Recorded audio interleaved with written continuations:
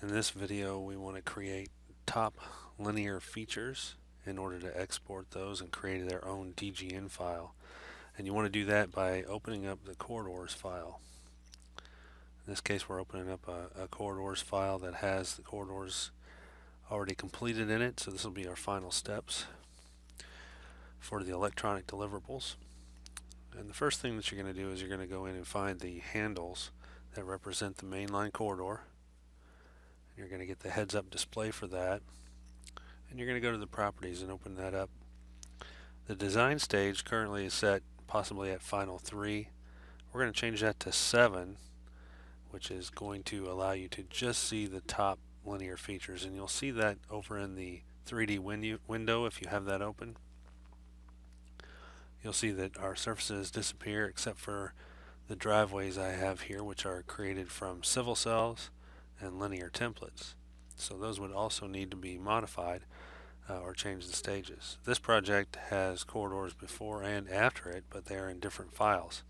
So you would have to do this for each file that goes along with your electronic deliverables.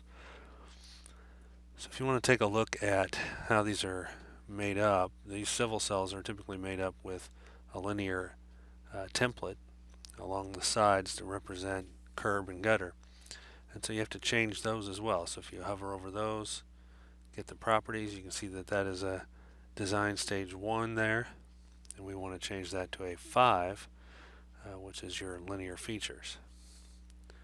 Okay, once you change that, it will also change it in the 3D window.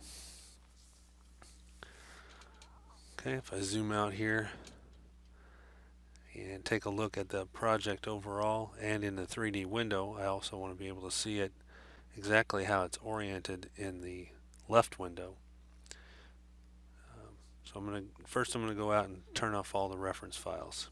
So the only thing that I see in this file is what is in this current file. I don't see any references or anything like that, just a corridor for this file, and you can see that there.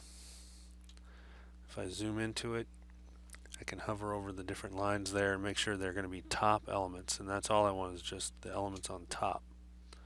I don't want any subsurface layers really turned on here. Okay, as you can see, I do have surfaces on those civil cells, and I'm going to want to not display those as well, just the curbs that go along with it.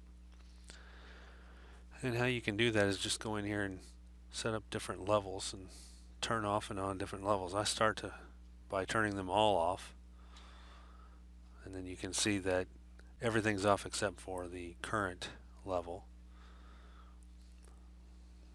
Okay, so you'd have to go through here and start turning levels on and off to get exactly what you're looking for.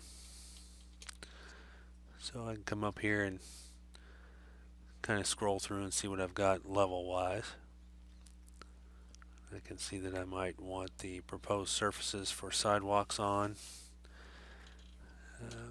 maybe for the shoulders.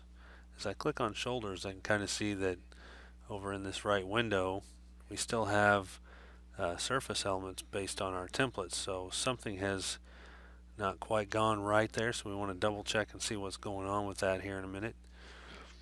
We'll turn on our surface ground. That might have berms on it, might have some ditches. We can scroll through here and find more levels that we want to see. Okay, kind of scroll up here, turn on the asphalt surface, and you kind of start to see edge of pavements come in. Typically we'll want our limits of construction turned on. You can turn that on or off, but that will be wanting to be displayed. And then our surface asphalt, we'll turn that on. You can also see those lines appear in the middle. As I zoom in, you can see that some of these things aren't looking quite right. We want to go out and turn off any surface layers that are out there. So in this case, it's not a leveling issue, it's an issue dealing with the corridors themselves. So what I'm going to do is I'm going to rotate this to the top view so I can have it just like the view on the left. And I want to take a look at, say, this area right here where we have a driveway. You can kind of see it should be a red handle on this, and it's still a green handle. If you look at that in the pop-up menu, it was locked. So if it's locked, it cannot change or update. And so I'll just change it back again to the final, and you'll see then that now it looks more correct. At least it doesn't have the surface part of it. So we'll have some levels that we need to adjust, turn on and off. Turn on limits of construction again there, and you can kind of see where the driveway limits of constructions are.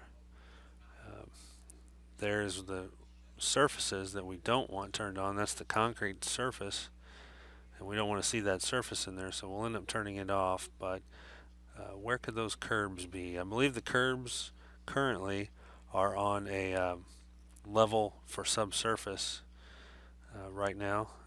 Eventually that may change to where they're not, but you just have to go through the leveling scheme and turn on and off different levels to figure out where everything is at. Okay. So eventually you'll find the right levels.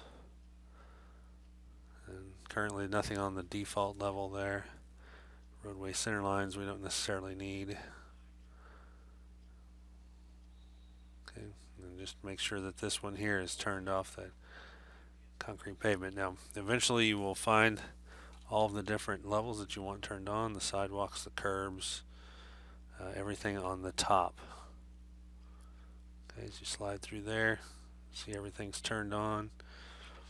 We'll just zoom out to where we can see everything, and we're going to go to the fence tool, the MicroStation fence. Place a fence around the whole entire object over there, whole entire corridor.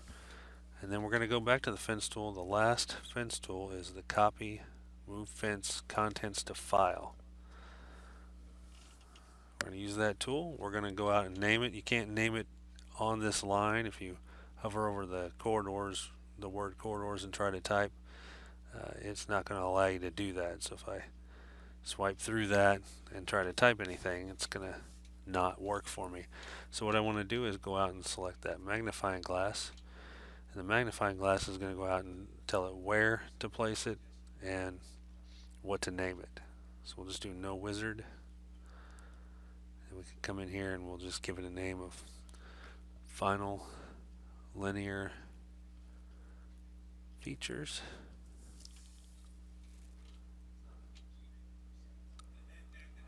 And then we will save that, and that will create a brand new file in ProjectWise. And we just have to left click in the view that we want to save. Then if we go to ProjectWise, we should have that final linear features file that we created, and we can open it up and take a look at it.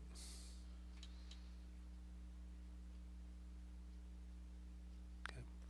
This is a 3D file. We'll go ahead and check in the corridors file we were in, and it creates a 3D file for us that has everything brought in that was inside that fence. You can take a look at the levels that it brought over. You can sort by the used here. You can see it only brought over those levels that were displayed.